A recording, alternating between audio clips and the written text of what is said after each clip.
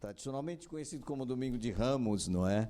Mas como é que começou essa tradição, não é, cristã? Jesus, ele entrou triunfalmente em Jerusalém. Vocês vão poder ver essa passagem lá em Mateus, capítulo 21. É muito interessante isso, mas eu preciso compreender com os irmãos aquilo que estava a acontecer ali em Jerusalém. Sabe, existia uma coisa na época de Jesus, um pouquinho antes e durante também, que os teólogos chamam de expectativa messiânica. O que é expectativa messiânica? Era a população toda aguardava um Salvador. Essa era a expectativa messiânica. Só que, num certo sentido, eles não compreenderam muito bem a proposta de Jesus. Não é? Era uma proposta de salvação, era uma proposta de libertação também. E eu preciso compreender isso. Sabe por que algumas pessoas tiveram uma aproximação de Jesus, mas com expectativas erradas. E ainda hoje, as pessoas aproximam-se da fé, muitas vezes, com expectativas erradas. E quando você tem uma expectativa errada e essa expectativa não se cumpre, acontece o fenômeno da decepção, não é? Nós nos decepcionamos não é por culpa exatamente das pessoas. Nós nos decepcionamos porque alimentamos expectativas erradas em relação às pessoas e aquilo que elas poderiam e fariam por nós, não é? As pessoas tinham expectativa também errada em relação a tempo. Nossa irmã Joana falou uma coisa: Deus não se atrasa, nem se adianta. O tempo é de Deus. Deus, ele manifesta a sua vontade ao longo da história. Às vezes nós temos dificuldade de fazer a leitura, não é? Agora, como fazer a leitura daquilo que Deus está a fazer na nossa vida, né? Havia essa expectativa messiânica. Vocês se lembram que na época de Jesus, o que dominava na Palestina e no mundo conhecido da época era o Império Romano, não é? Na verdade, você tinha um rei lá na Judéia chamado Herodes, né? Quando Jesus nasceu, era até aquele grande rei, Herodes o Grande, que mandou até embelezar o templo e tudo, né? Mas, veja bem, era um rei que só governava porque o Império Romano aceitava que ele governasse. Porque quem dominava o mundo da época era o Império Romano. Na época de Jesus até havia aqueles chamados publicanos que cobravam impostos para Roma, impostos dos próprios judeus. E eles estavam se sentindo extremamente oprimidos pelo imperialismo romano. Até, de alguma certa forma, eles desejavam a libertação deste império, né? Havia um acordo entre Roma e a classe dominante na Judéia, não é? Mas o que acontecia é que alguns estavam tremendamente insatisfeitos. Havia uma desigualdade social gritante ali na Palestina, talvez desigualdade que a gente encontra em muitos países no mundo atual. Um abismo entre os mais ricos, que eram poucos, e a massa empobrecida da população. É claro que proliferavam movimentos libertários, não é? De pessoas que se revoltavam, eram nacionalistas e tal. Até a gente citou lá na classe que Jesus tinha até um dos discípulos chamado Simão, que era zelote, que era do partido ultra-radical, não é? Mas Jesus também tinha discípulos que trabalhavam como publicanos e cobravam impostos para Roma, como era o caso de Levi, que é o Mateus que escreve este evangelho. Agora eu estava pensando que o grupo que Jesus escolheu para ser discípulo não podia ser mais heterogêneo e mais complicado, porque eu acho que eles andavam sempre abatatada ali, né? O Mateus discutindo política com Simão e Zelote, que nunca chegavam a nenhum consenso, e Jesus teve que ter muito amor para lidar com eles, quando Pedro não vinha com seu temperamento explosivo, ou Tiago e João querendo mandar fogo em tudo, não é? Sabe, Irmãos, e Jesus trabalhou com esses indivíduos, então eu sinto-me confortável, né? Confortado por Jesus, porque como pastor a gente lida com pessoas mais diferentes, né? De diferentes etnias, de diferentes quadrantes ideológicos políticos, né? Estava falando que lá na classe que ultimamente com com as últimas eleições lá do outro lado do Atlântico, eu não sei como é que os pastores faziam, que na mesma congregação tinha gente de ultradireita e de ultra-esquerda, como é que eles se reuniam, não é? Sendo que às vezes até se dividiam entre si. Sabe? Agora, sabe por que acontecem essas coisas? Porque nós temos a perspectiva errada do reino de Deus. Né? Jesus chegou e havia toda essa expectativa que o descendente de Davi ia trazer libertação imediata. E Jesus era muito carismático, as pessoas nunca ouviram um pregador como Jesus. Elas nunca viram uma pessoa fazer milagres como Jesus.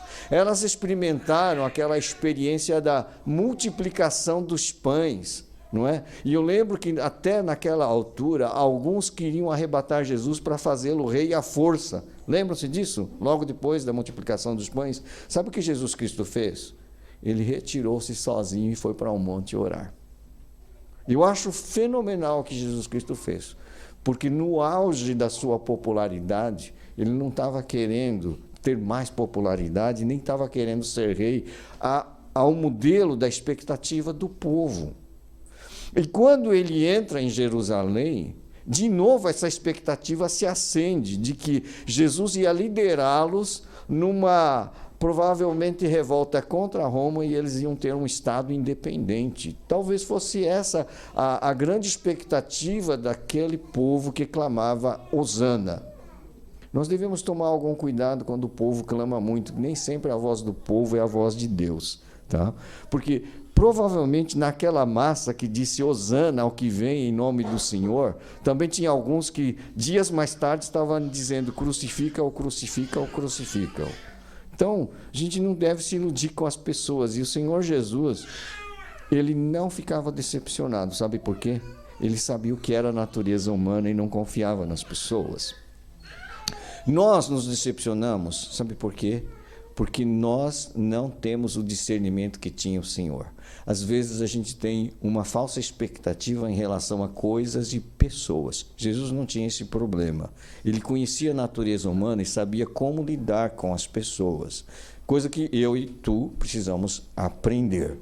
Mas vamos ao texto lá em Mateus 21, que diz o seguinte: quando se aproximaram de Jerusalém, chegaram a Betfagé, ao Monte das Oliveiras. Enviou Jesus 2 discípulos, dizendo-lhes: ide à aldeia que está diante de vós, e logo achareis presa uma jumenta, e com ela um jumentinho. Desprendei-a e trazei-nos. E se alguém vos disser alguma coisa, respondei-lhe que o Senhor precisa deles e logo os enviará. Ora, isso aconteceu para se cumprir o que foi dito por intermédio do profeta. Dizei à filha de Sião: eis aí te vem o teu rei, humilde, montado em jumento, um jumentinho cria de animal de carga. Indo os discípulos, e tendo feito como Jesus lhes ordenara, trouxeram a jumenta e o jumentinho. Então puseram em cima deles as suas vestes, e sobre elas Jesus montou. E a maior parte da multidão estendeu as suas vestes pelo caminho, e outros cortavam ramos de árvores, espalhando-os pela estrada. E as multidões, tanto as que os precediam como as que os seguiam, clamavam: Hosana ao filho de Davi, bendito o que vem em nome do Senhor, Hosana nas maiores alturas. E entrando ele em Jerusalém, toda a cidade se alvoroçou e perguntavam: quem é este? E as multidões clamavam: este é o profeta Jesus de Nazaré da Galileia. Você já imaginou o que estava acontecendo ali? Não é? Se a gente parar para pensar, e vocês já viram filmes a respeito, mas sabe o que significa Hosana? O que é Hosana? É uma saudação. É uma alegre saudação e, ao mesmo tempo, uma saudação expectante. É salva-nos agora. Salva-nos agora. Eles estavam com aquela ansiedade. Finalmente, chegou o descendente de Davi. Salva-nos agora. Né? Agora é salvar do quê? Eles imaginavam da opressão econômica, política, militar que sofremos, não é? Da exploração que acontecia, e você vai ver que logo a seguir, o que acontece? Jesus vai para o templo. Olha só o que acontece. Versículo 12 diz que, tendo entrado no templo, expulsou todos os que ali vendiam e compravam, também derrubou as mesas dos cambistas e as cadeiras dos que vendiam pombas, e disse-lhes: está escrito, a minha casa será chamada casa de oração, porém vós a transformais em covil de salteadores. Algumas pessoas dizem que essa foi uma das causas que levou os judeus a matarem Jesus. E provavelmente tem a ver. Sabe por quê?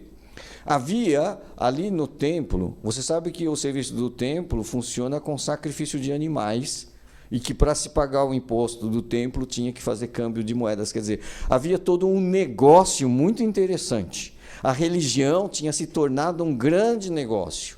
Provavelmente a casta de saduceus, sacerdotal de saduceus, arrendava espaços para as pessoas realizarem comércio ali. Não é? É o que se dizia. Algumas pessoas então entendem que havia promiscuidade naqueles negócios também. E o povo era explorado ali também. E Jesus ficou indignado por quê? Porque fizeram da casa de oração covil de salteadores. Até porque aquele movimento todo propiciava delinquência, se alguém chegar ali e furtar, e também porque o próprio negócio tinha algumas nuances que eram pouco recomendáveis. Então, veja bem, o povo era dominado politicamente por Roma e tinha uma elite que os dominava também e que os oprimia também. E é interessante que, se você for ao texto de Marcos, vai ver que quando ele diz casa de oração, e ele vai concluir para todos os povos. Ou seja, era o pátio dos gentios que estava sendo ocupado por esses cambistas e mercadores. E Jesus fica indignado por quê? Porque Jesus veio para ser luz para os gentios também. Só que o espaço dos gentios, porque o templo tinha patamares e espaços designados para cada tipo de pessoa. Se você era da comunidade do povo de Deus, você entrava no recinto dos homens e das mulheres que eram do povo de Deus. O gentio não podia entrar. Lembra, o pessoal que estudou Efésios conosco sabe que havia uma barreira de separação que não era só mental, era física também no templo. Quem ultrapassasse aquilo e não fosse judeu era morto. Então, havia esse distanciamento. Então, o espaço de adoração do gentio era aquele, só que também estava sendo tomado pelos cambistas e vendilhões do templo, que a gente já chamado assim. Jesus, claro que se veste de indignação, porque a vocação do templo estava sendo deturpada, não é? O que eu penso é que o Senhor Jesus acha das nossas igrejas hoje. Será que Ele viria para nos abençoar, ou Ele viria com um chicote e dizer assim, vamos tirar alguma coisa que não tem nada a ver com culto a Deus, não tem nada a ver com missões, e vocês vão ter que fazer uma revisão disso, não é? Mas isso é outro capítulo, não é? Mas queria que vocês pensassem que parece que Jesus está cumprindo aquilo que era a expectativa de todos ali. Só que eu quero dizer uma coisa para você. Quando o povo clamou, salva-nos, Senhor, do que o Senhor iria nos salvar? Eles podem ter pensado da opressão dessa classe dirigente local que nos oprime, aliando-se ao poder de Roma. Podiam pensar no Império Romano, que ocupou várias regiões do mundo conhecido, dividindo os povos e dominando sobre eles com crueldade. Eles podiam pensar nisso. E estavam certos nisso, na sua expectativa. E Jesus, de fato, veio para ser libertador. Mas o problema, meus queridos, às vezes a gente pensa que o problema não é a guerra na Ucrânia, o problema é lá daquele chefe de Estado que mandou invadir. A gente pensa que o problema do mundo é o governo, são as ideologias dos homens. É também. Mas sabe, nós não vamos ser libertos efetivamente se o problema principal não for tratado. Por que Jesus, então, de que Jesus iria salvar? Sabe que isso foi revelado lá no comecinho do Evangelho de Mateus, lá em Mateus 1, você vai encontrar 1:21, quando o anjo foi enviado a José e falou que Jesus ia nascer, não é? Olha só, Mateus 1:21, falando de Maria, diz que ela dará à luz um filho e lhe porás o nome de Jesus.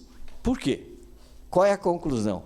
Porque ele salvará o seu povo dos pecados deles.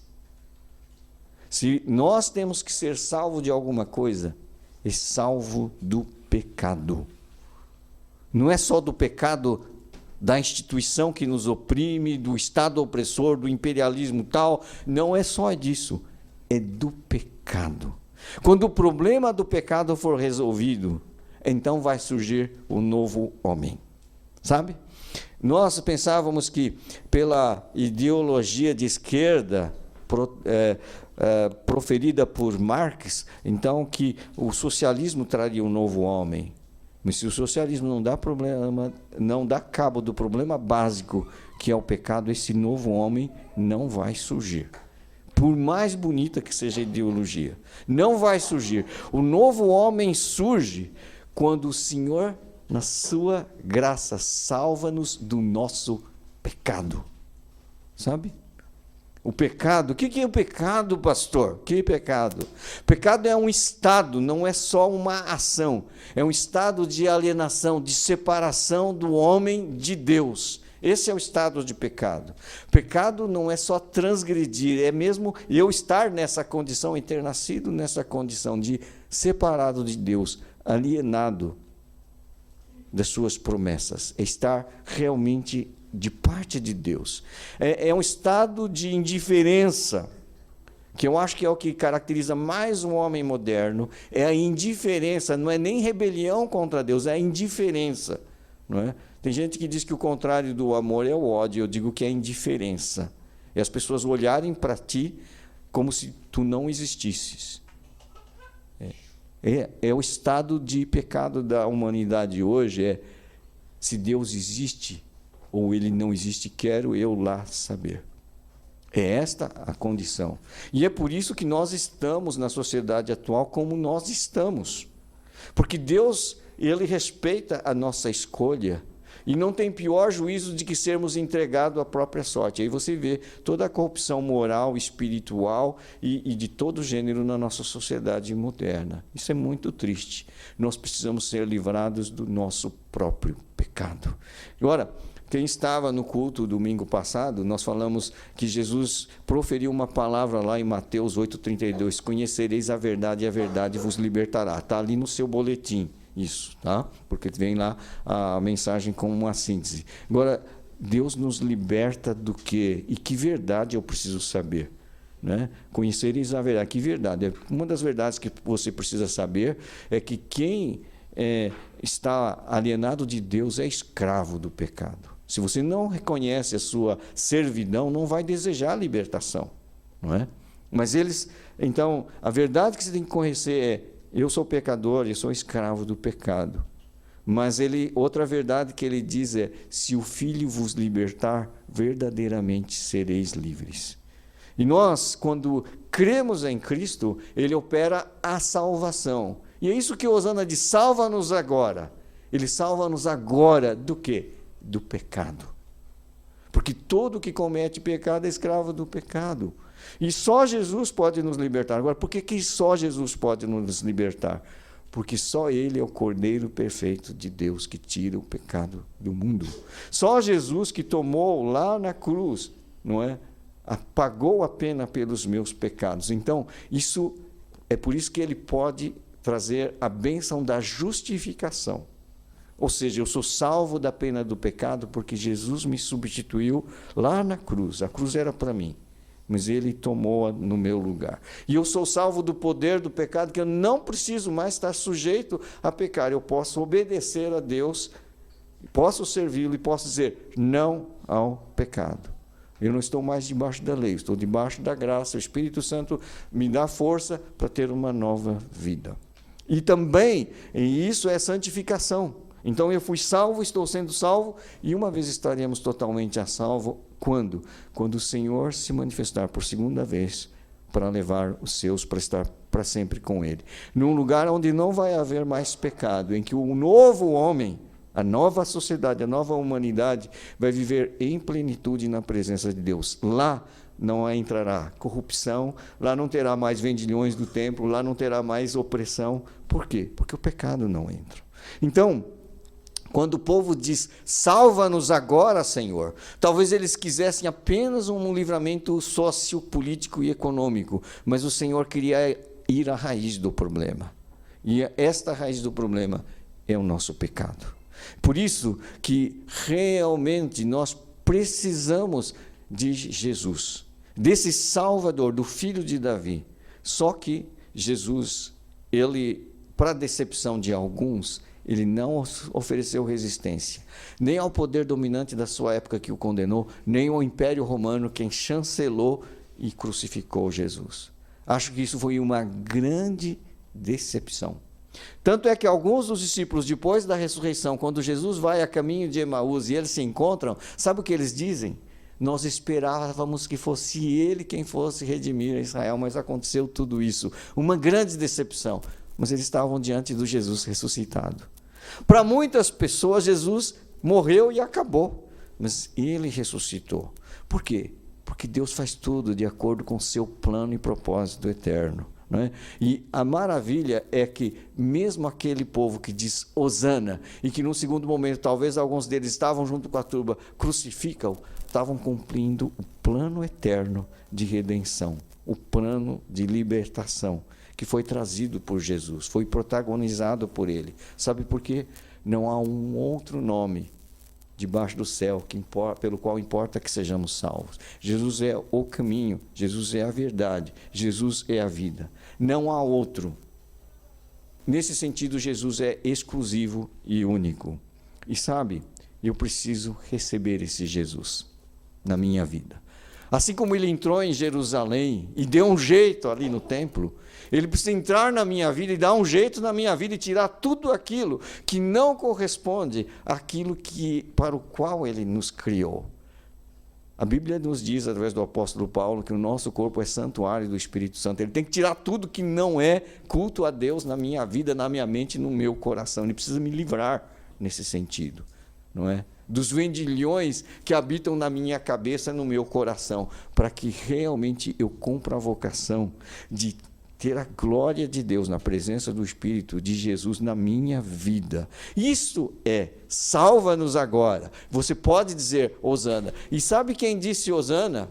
Não é? Lá, voltando a Mateus 21, né? Quem disse Hosana? E isso foi falado hoje de manhã, não é? Olha versículo Mateus 21, 14.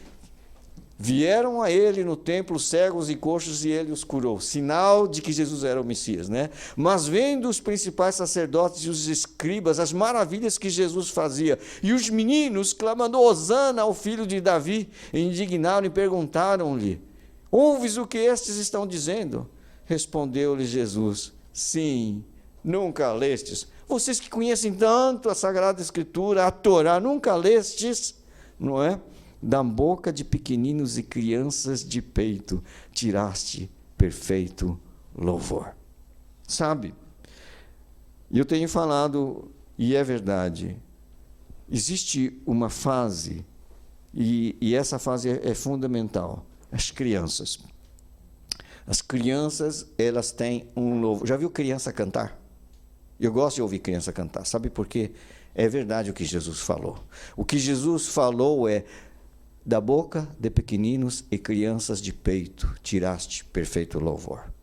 Criança, ela tem sinceridade, autenticidade. Ela é pura nesse sentido, não é? Então, quando uma criança louva a Deus, é algo simplesmente maravilhoso. Eu não sei por que nós perdemos essa criança no tempo, não é? Mas Jesus disse: se vocês não se tornarem como uma criança, você não pode entrar no reino. Aliás, ele disse também: se você não nascer de novo, você não pode ver o reino. Sabe, o que Jesus está dizendo aqui para eles é esse perfeito louvor. As crianças se aperceberam de coisas que os religiosos que dominavam o templo não se aperceberam. Quem era Jesus? E eles louvavam e cantavam realmente: Hosana ao filho de Davi. Ele é o Messias. Né? E as crianças cantavam. E Jesus disse: esse é perfeito louvor.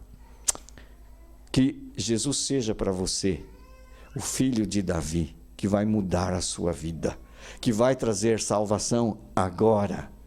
Sabe por quê? Você pode estar rendido aos pés da cruz de Jesus e experimentar: Hosana, salva-nos agora, Senhor, da nossa miséria, do nosso pecado, do nosso egoísmo, da nossa promiscuidade, da nossa ambição, da nossa inveja, da nossa amargura. Salva-nos agora. Eu não posso simplesmente pedir que mude o sistema, mudem as pessoas, mudem o regime, se o meu coração não for salvo de dentro para fora. A mudança, a grande revolução, Ele quer operar dentro do seu coração. Portanto, você pode dizer: bendito que venha em nome do Senhor, que venha na minha vida. Salva-me agora, Senhor, de mim mesmo, do meu egoísmo e do meu pecado. Faz-me uma criança de novo, cantar: Hosana, bendito o que vem em nome do Senhor. Que Deus te ajude a confiar plenamente nesse Jesus, que o seu coração seja aquela Jerusalém, não aquela que crucificou Jesus, mas aquela que recebeu o Rei dos Reis, o Senhor dos Senhores, e que realmente você experimente essa transformação na sua vida. Amém? Vamos colocar